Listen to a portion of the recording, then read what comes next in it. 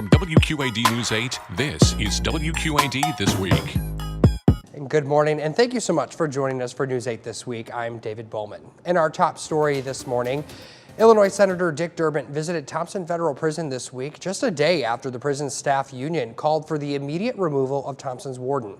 But as News 8's Shelby Kluver explains, Durbin was tight-lipped about that and on the conditions that he saw inside the prison. Take a look. On Friday morning, Senator Dick Durbin spoke with staff, inmates, and management here at USP Thomson. Press were not allowed on the tour, but this was the moment Durbin arrived. His visit came just one day after Thomson staff union called for the immediate removal of Warden Thomas Bergami, and after an NPR and Marshall Project report that called Thomson one of the deadliest federal prisons in the country, detailing instances of inmate abuse and death.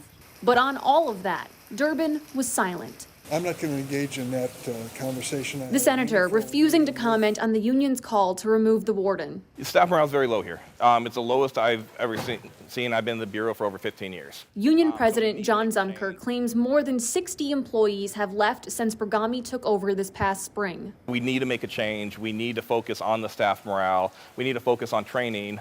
And that's what we talked about with Senator Durbin today. They made some suggestions for changes. We communicated some of them to the warden and his staff. I hope that they can establish a more cooperative relationship. Earlier this spring, an NPR and Marshall Project investigation found several instances of inmate abuse and at least 5 homicides. But Durbin saying he didn't see evidence of that. I can't say that it's an extraordinary situation. And when pressed on the safety of Thomson, Durbin said what he saw was reasonable. But I would say in terms of the standards that are being used to protect the inmates and the staff, I think this is a reasonable situation from what I saw today. Moving forward, the senator says he will continue to monitor the prison and its challenges. In Thomson, Shelby Kluver, WQAD News 8. Shelby, thank you. The prison's union president did confirm there is an investigation related to calls for removing the warden. That investigation has been referred to the Office of the Inspector General.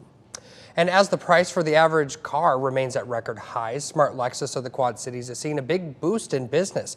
It all started when they lent out nearly 200 cars for the John Deere Classic. News 8's Nina Burns explains. You got the miles on this one? It's a full lot for Smart Lexus of the Quad Cities. 303 miles. As general manager Todd Hopkins checks on the cars pro golfers use during the John Deere Classic. 304 miles. We've got, just a few of the JDC cars, so it's about 180 cars out here that Lexus was nice enough to get us for the tournament. And so with the low supply of vehicles right now, it is again been kind of a challenge getting the cars, but we're fortunate. But maintaining a full lot is nearly impossible during a supply shortage. If you go back, 2-3 years ago, we'd usually try to keep a 30 to 45 day supply. So we'd have 45 to 50 new cars in inventory all the time. The last 2 months, at the end of the month, we basically sold to zero. We'd have no cars or maybe 1 or 2 new cars on the lot. JDC Transportation Chairman Bill Whitcomb saying the cars are vital for pro golfers during the tournament. We do any of the transportation requirements that the pro asks for. 26. Now, these cars are selling fast. All these Lexus are sitting here and there's people that want to buy them because there's no inventory. Looks pretty good. It is definitely, they're going a lot quicker this year than they have in past years, that's for sure. 327 miles. Smart Lexus is keeping 25 of the cars. 16 of those have already been sold. We had a lot of people during the tournament, I'll take that one, I'll take this one. The rest of the lot selling just as fast. 129. About half of those are already sold. Yeah, they're going to other dealers in the Midwest and Chicago area, Minneapolis. 166. Meaning it may be a while before Smart Lexus sees this full of a lot again. Perfect. Nina Burns, WQAD News 8. Nina, thank you. Hopkins says the supply shortage for Lexus is partially due to the lack of smart chips manufacturers have. And some people don't travel by car. A Minnesota man is making his way down the Mississippi River right now by bike and by water. This morning, News 8's Jenna Webster shares how his adventures haven't always made for perfect paddling. A warm summer day. I haven't been cold in weeks. Perfect for a bike ride along the Mississippi. But for Robin Garwood, it's like 100 and some pounds probably. There's some extra weight on that bike. I have wanted to do this for a long time. This thing always wants to fall over on me. He's on a journey straight out of a Mark Twain novel. Packing up his pedals. Oh, that looks so good. So he can paddle. I expected it to be difficult.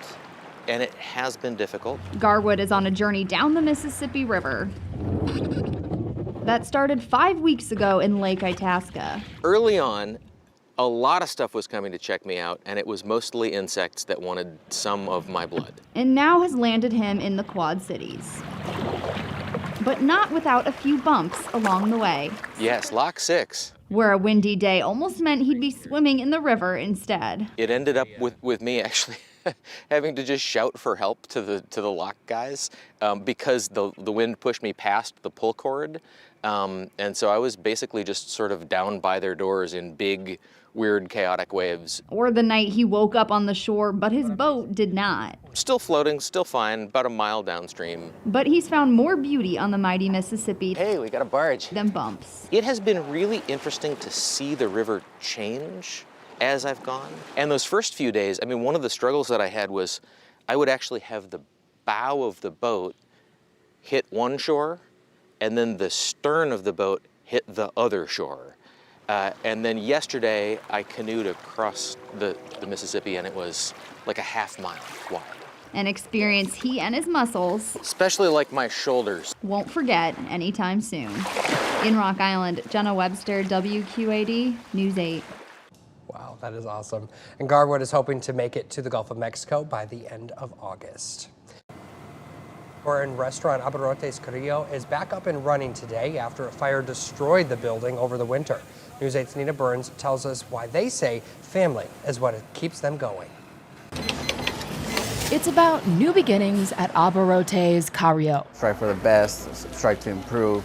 So that's what we're looking to do here. Do you want a receipt? As they reopen their grocery store doors in Davenport. Winter. Store manager Miguel Carrillo says it's been a long 7 months for the family business after a fire destroyed their building back in January. I couldn't believe it at first, so until I got here and I saw smoke coming in. Waiting one long month for a damage assessment. At the beginning, we didn't have any answers. We didn't know what to do, just wait for the answers, wait for more information. Now, the family is resuming their positions. Behind the counter, the meat counter, you'll find my dad and my brother-in-law, welcoming everyone. Hello. Where you check out, you might see my older brother or one of my nieces or nephews. I'm happy you guys opened back up. Alongside happy customers. The family here is great. It's a perfect setting in the community. Downtown Davenport really needs this. Muchísimas gracias. Ya estamos de nuevo, ya que nos pasó un accidente muy fuerte. He said he just wants to say thank you to all the people and to people that coming in and showing love, and that we have more motivation for the community. Ready to get back to work with their family by their sides. From our loss to our rebuilding to all the hard work put into everything, it's really very tight-knit family. Thank you. Have a good day. In Davenport, Nina Burns, WQAD News 8. Well, now I'm hungry, so make sure you run, don't walk to support this small business as they get back up and running. And this morning, Muscatine is one step closer to starting a project that could give a facelift to many homes. It's part of a large revitalization effort, and News 8's Devin Brooks explains how the city plans to go about improving the community for its residents.